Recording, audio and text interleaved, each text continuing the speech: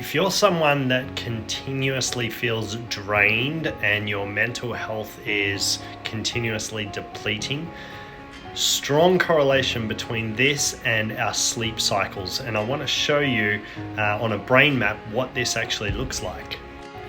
So here what we're looking at is our lower sort of frequency ranges from 1 to 7 hertz, which really correlates with if we just look at this column with our eyes closed.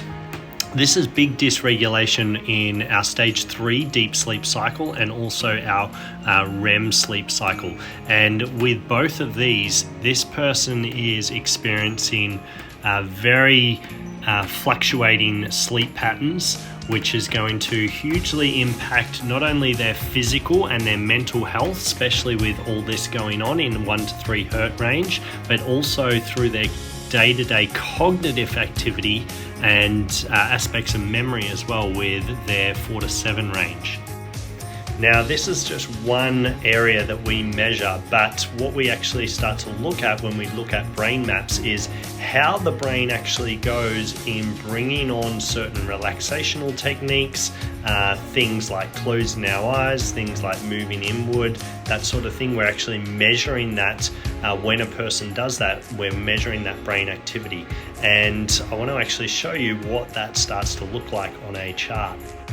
So this is the posterior is the occipital lobe, which is the visual cortex. And here we're measuring alpha response when eyes open and then when they're closing. What we want to see is 50% more increase of alpha in this range or above. And this person is experiencing 34%.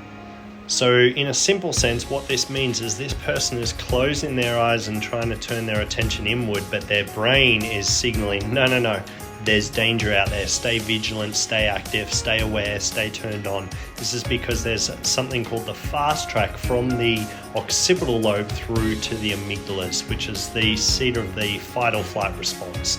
And they are getting this signal saying, no, stay aware.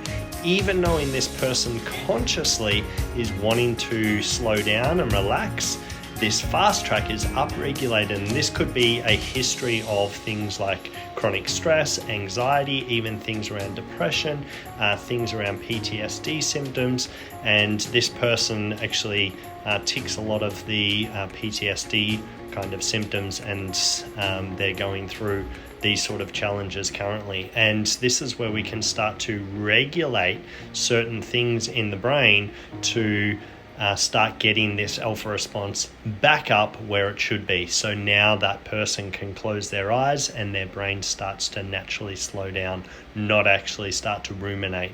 And things like neurofeedback is a powerful tool. We also do heart rate variability things.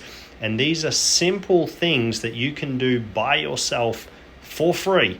And things like turning your attention inward and slowing your breathing to around about 5 seconds in, 5 seconds out, and moving your attention inward. This is 2 steps that is counterintuitive to the stress response, because in stress, the last thing we're going to do is pay attention inward. And turning our attention inward to the center of the chest, what we give our focus to, we give energy to. What we give energy to will expand, and we'll experience more of that in our life. So we turn our attention inward to the center of the chest, and then what we do is start to slow our breathing to a rhythmic pattern of around 5 seconds in, 5 seconds out, no hold. And this naturally starts to affect what's called our heart rate variability, or our HRV.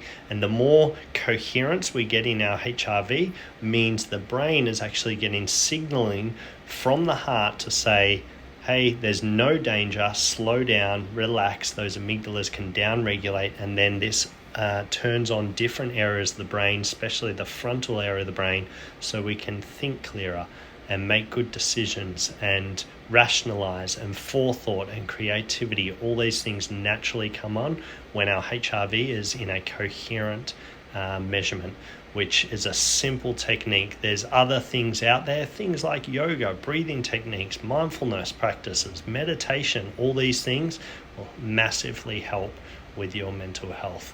Any questions, please comment below.